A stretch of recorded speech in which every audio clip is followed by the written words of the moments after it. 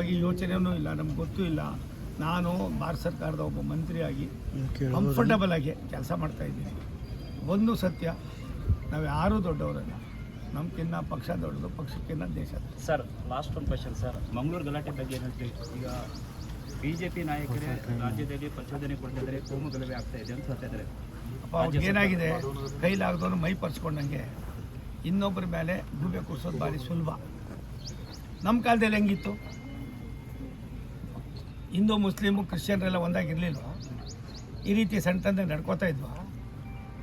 ಮೊದಲು ನೀವು ಪುನರಾವರ್ತನೆ ಆಗ್ತಾಯಿದೆ ನಿಮ್ಮಲ್ಲಿ, ಜೀವಂತವಾಗಿ ಅವ್ರನ್ನ ಎಲ್ಲೋ ಕತ್ಲೆ ಕೊಡಲಿಟ್ಟು ಭಾರತೀಯ ಜನತಾ ಪಾರ್ಟಿಯ ದೇಶದ ಇತಿಹಾಸವನ್ನು ರಾಷ್ಟ್ರಕ್ಕೆ ಸಮರ್ಪಣೆ ಮಾಡ್ತಕ್ಕಂಥ ಕೆಲವು ಕಾರ್ಯಕರ್ತರ ಮೇಲೆ ಗತ ಪ್ರಹಾರ ಮಾಡ್ತಕ್ಕಂಥದಕ್ಕೆ ನೀವು ಯೋಚನೆ ಮಾಡಬೇಡಿ. ದೇಶ ಇದ್ದರೆ ನಾವು ಪಾರ್ಟಿ ಗೀಟಿ ಎಲ್ಲ ಮರೀರಿ, ಸರ್ಕಾರನೂ ಮರೀರಿ, ನೆಮ್ಮದಿಯಿಂದ ಬದುಕೋದಕ್ಕೆ ಯೋಚನೆ ಮಾಡಿರಿ.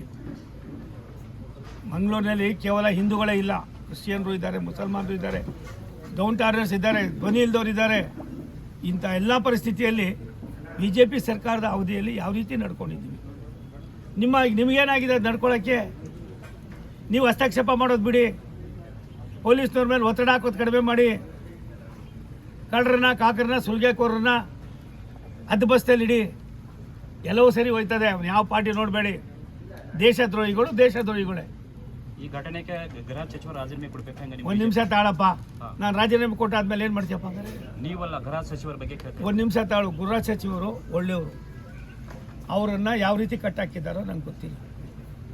ಅವ್ರು ಕೆಟ್ಟವರು ಅಂತ ನಾನು ಹೇಳ, ಯಾಕಂದ್ರೆ ನನಗೆ 50 ವರ್ಷ ಸ್ನೇಹಿತರು, ರಾಜಕಾರಣನೇ ಬೇರೆ, ವಿಶ್ವಾಸನೇ ಬೇರೆ. ಹಾಗಾಗಿ ಗೃಹ ಸಚಿವರು ಕೆಟ್ಟವರಲ್ಲ.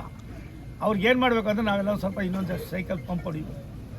ಅಲ್ಲೇನಾಗಿದೆ ಅಂತ ನಮಗೇನು ಗೊತ್ತಿರ್ತದೆ.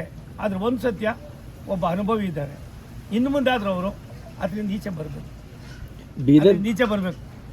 ಸರ್, ಬೀದರ್ BJPಯಲ್ಲಿ BJP ಕಾರ್ಯಕರ್ತರಿಗೆ ಟಾರ್ಗೆಟ್ ಮಾಡಲಾಗ್ತಿದೆ, ಆಡಳಿತದ ವಿರುದ್ಧ ಮಾತಾಡಿದ್ರೆ ಕೇಸ್ಗಳಾಗ್ತಿದೆ ಅಂತ BJP ಕಾರ್ಯಕರ್ತರು ಸಾಕಷ್ಟು ಒಂದು ಅಸಮಾಧಾನ ಇದೆ ಸರ್ ಬೀದರಲ್ಲಿ. ನಿಮಿಷ ತಾಳಿ, ಇಲ್ಲಿ ನಿನ್ನ ಕೈ ತೆಗಿ ಒಂಚೂರು.